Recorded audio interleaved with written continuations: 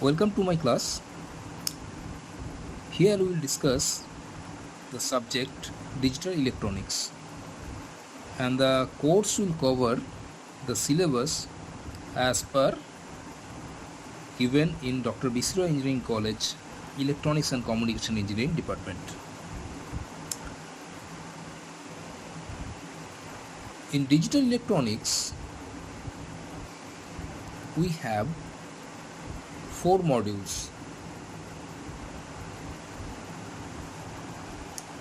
First module deals with number system.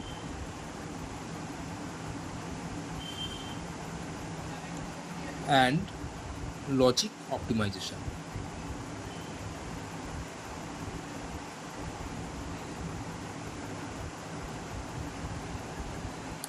Second module deals with combinational circuit design.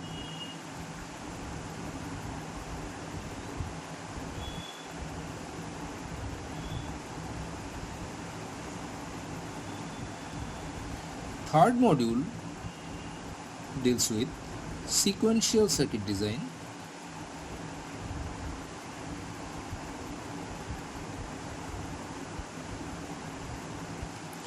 And the last module deals with analog to digital converter ADC, digital to analog converter DAC, and programmable logic devices, that is PLD. Before starting the classes, let us understand what is the need of digital electronics.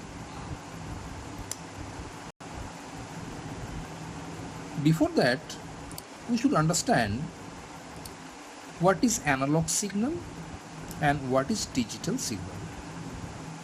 And digital electronics is the circuit that actually operate on digital signals. Most of the signals that are naturally generated, that are analog form. We, in electrical signal domain, we take that a signal whose time domain or time axis is continuous and amplitude axis is also continuous, that type of signal is called analog signal. So suppose I have a signal like this.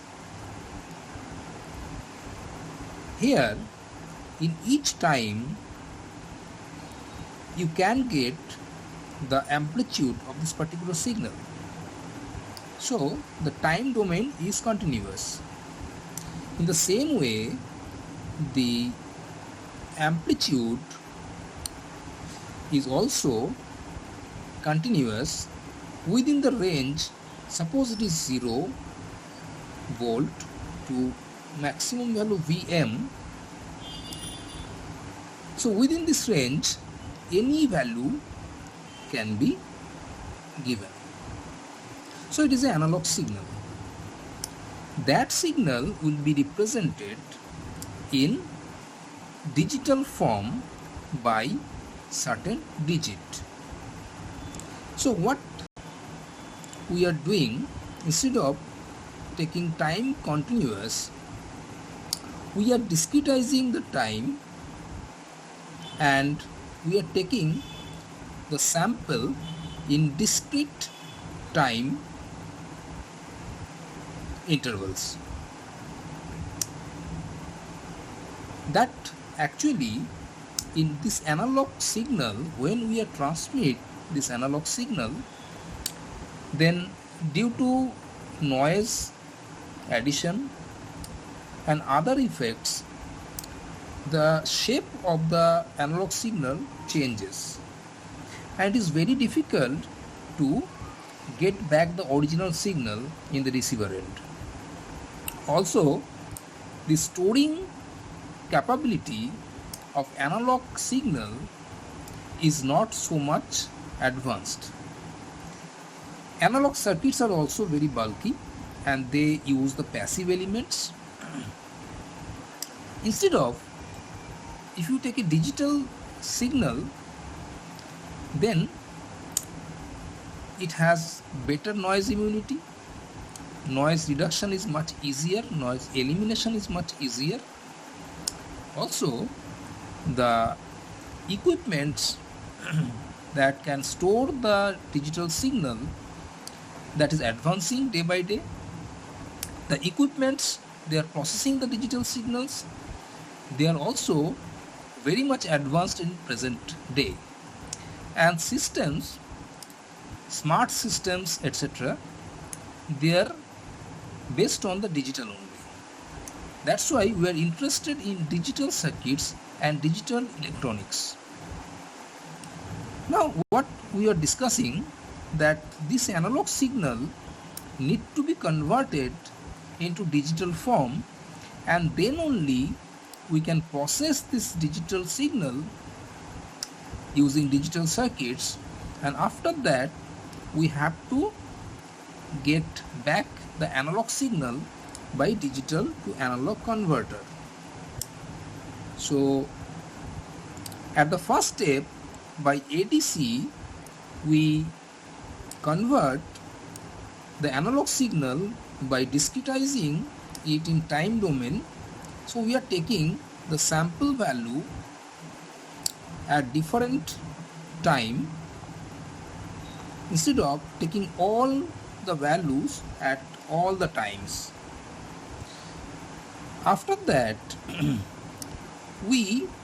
these sample values also we discretize by assigning a certain digit to each position. Suppose I am using a binary number system and I am representing each sample with a 1-bit value, then in binary we have 0 and 1 symbols. So there are two symbols, it is a base 2 system.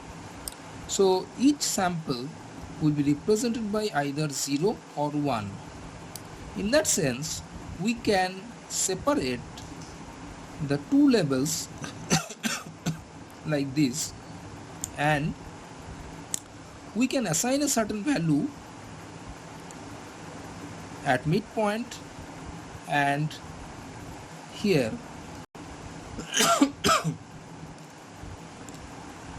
Now if a value is closer to this position, that will be represented by 0, and if this value is closer to this position, that will be represented by 1.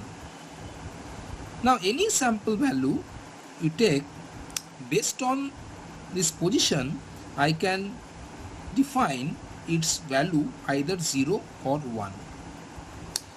Now how much the digital error we have? If we have a value at the middle position, then I can represent it by 1 or I can represent it by 0. So that means this total gap Vm by 2, this is the total gap, so that can be, I can del V. So the error, maximum error I can get, that is del V by 2. In this way, if I represent this by 2 bit, then I can have 4 different sections, and then the digital error will be minimized. So in this way, the samples can be represented by certain digit, and that signal is called the digital signal. Now this digital signal will be created by analog to digital converter. So if you take a block diagram for the system, first one we have the ADC, where I am giving the analog signal. This signal will be converted into digital form by ADC. This signal will be processed by a circuit called digital electronic circuit.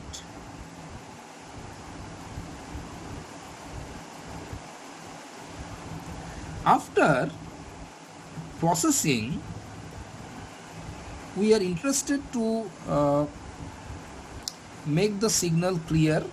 We can reduce the noise or in certain parameters, that depends.